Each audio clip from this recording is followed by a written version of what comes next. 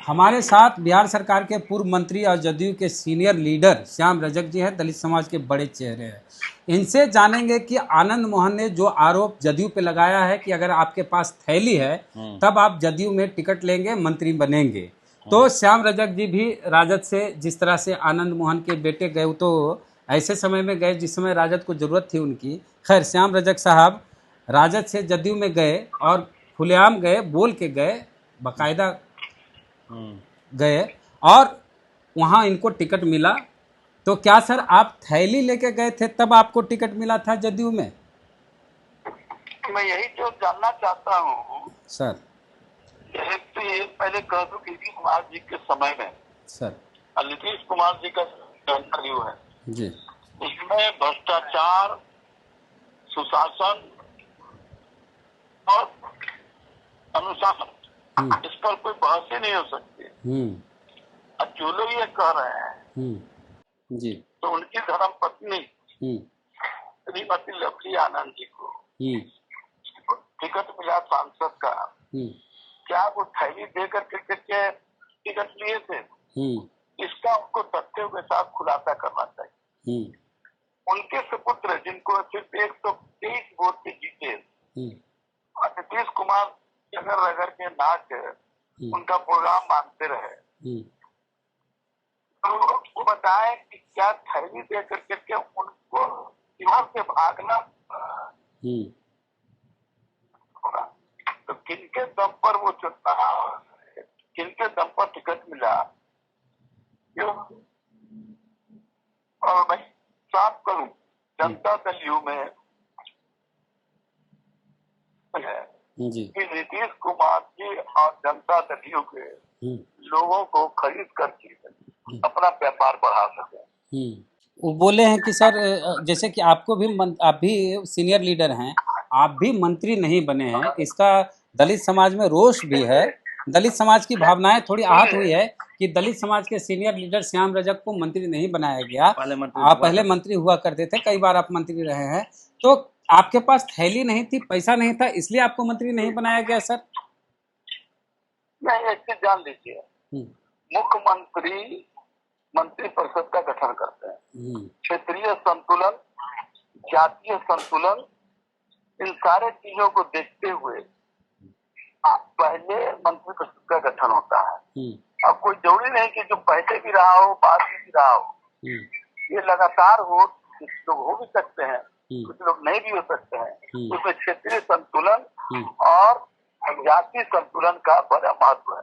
क्षेत्रीय और सामाजिक संतुलन मंत्री परिषद का गठन होता है जी। तो इसी आधार पर मंत्री परिषद का गठन होता है। और मंत्री ना भी बने तो उनके पास एक सेवा करना है जनता का।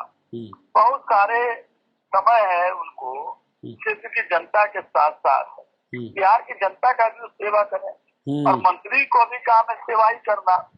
एक है कि विभाग मंत्री बनता है सेवा के लिए, कोई कमाई के लिए नहीं। जो कमाई के लिए सोच रहा हो और थैली की बात कर रहा हो, ऐसे लोगों को राजनीति से हट जाना चाहिए। राजनीति में खुशिता का राजनीति होता है। धन कमाने के लिए जो लोग होते हैं उनका जेल का रास्ता दिखा दिया जाता है जी। तो जेल से तो आप ही लोग बाहर निकाले हैं सर, जेल मैनुअल में बदलाव करके। तो जेल मैनुअल से क्या पता, वो तो कैबिनेट का जो फैसला होता है, कैबिनेट में बहुत सारी चीजें आती हैं और चीजों को संविधान के अंतर्गत जो भी रास्ते होते हैं उस रास्ते का कौन किसका उपयोग हो जाए वो व्यक्ति महत्वपूर्ण नहीं है, नीति महत्वपूर्ण है। अभी भी मामला सुप्रीम कोर्ट में है सर। जी कृष्णैया के परिवार वाले गए हुए हैं। हाँ, मैं कह रहा हूँ ना कि नीति हमारे लिए महत्वपूर्ण है, व्यक्ति महत्वपूर्ण नहीं है। आप कह रहे हैं पार्टी से कभी कभी गलत लोग भी आ जाते हैं, अच्छे लोग भी आ जाते हैं। मेरे कहने का मतलब ये नहीं कि कोई गलत है कौन अच्छा है, इसका मूल्यांकन करने का मेरा कोई औकात नहीं है सर। लेकिन नीतियां ही तय करती है नियम बनाने का। इसलिए जो संविधान है, संविधान का किसी को लाभ हो जाता है, किसी को नुकसान हो जाता है सर। वो तो व्यक्ति के ऊपर निर्भर करता है। कह रहे सर कि आप कह रहे हैं कि ऐसे लोगों को राजनीति से बाहर चल जाना चाहिए, लेकिन उनकी भाषा ऐसी है कि जिंदा दफन कर दिया करके नीतीश कुमार के बारे में बोला जा रहा है। और नीतीश कुमार कभी दफन नहीं हो सकते हैं। हाँ, कई दशक तक नीतीश कुमार जिंदा रहेंगे। शरीर से हो सकता है कि वो कभी कमजोर हो जाए, लेकिन मन और मस्तिष्क आज जो भी बिहार में और पूरे देश के लिए पाठ है वो नीतीश कुमार जी का विकास है, सुशासन है। 2005 के बाद जो बिहार में इंफ्रास्ट्रक्चर का डेवलपमेंट हुआ, शिक्षा, लॉ एंड ऑर्डर, स्वास्थ्य, उसमें कोई सोच भी नहीं सकता था। नीतीश कुमार ने उसे कर दिखाने का काम किया। जी, कह रहे हैं कि पिछड़ों की सत्ता चली गई है सर। कोई पिछड़ों की सत्ता नहीं गई है। पिछड़ों की सत्ता बराबर जब से कर्पूरी ठाकुर और लोहिया जी की विचार जिंदा है और नीतीश कुमार जैसे व्यक्ति जिंदा है, तो समाज के सभी वर्गों का सर्वांगीण विकास होगा। जो समुदाय पिछड़ गए हैं उनको विशेष सुविधा देकर के आगे करके समाज की उन्नति के शिखर पर ले जाया जाए। वो बोले कि निशांत कुमार को स्वास्थ्य मंत्रालय दिया गया इसलिए कि लोग कहें कि पिता और पुत्र दोनों को इलाज की जरूरत है। लोग कह रहे हैं क्या कारण रहा कि उनको आनंद मोहन फ्रेंड्स क्लब बनाना पड़ा। हाँ। अगर वो नीतीश कुमार जी के इसलिए शुभचिंतक थे तो उनको नीतीश कुमार फ्रेंड्स एसोसिएशन बनाना चाहिए था। तो उनकी व्यक्तिगत स्वार्थ और व्यक्तिगत लाभ ज्यादा महत्वपूर्ण है। राज्य की उन्नति, राज्य के लोगों की आगे बढ़ना। वो तो उनको जेल से निकालने के लिए बनाया गया था सर, पहले से चल रहा है वो संगठन पहले से है सर। ये संगठन पहले से है, जब वो राजद में थे और पहले वो कह रहे वशिष्ठ जी के बेटे को टिकट नहीं दिया गया।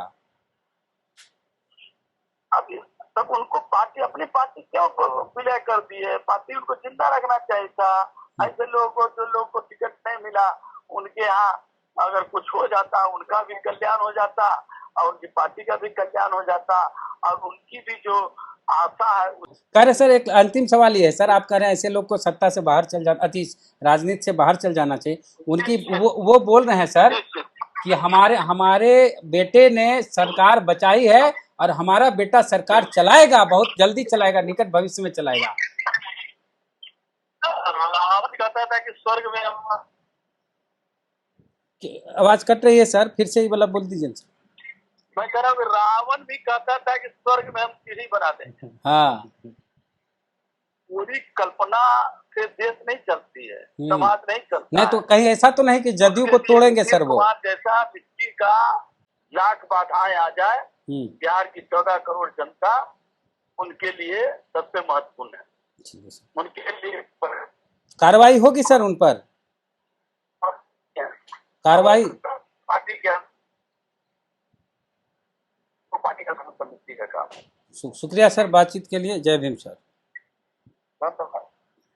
तो श्याम रजक जी थे, ये भी राष्ट्रीय जनता दल से जदयू में गए और इनको टिकट मिला तो इन्होंने कहा हमने तो कोई थैली नहीं दी।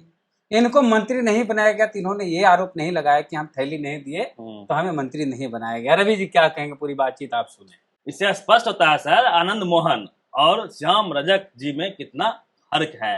एक कितने वफादार हैं, हालांकि वो भी आए हैं अभी पहले ये थे जदयू में, मंत्री भी रहे हैं लंबे अरसे तक। उसके बाद आरजेडी में गए, पुनः आए जदयू में, फिर विधायक भी बने फुलवारी से।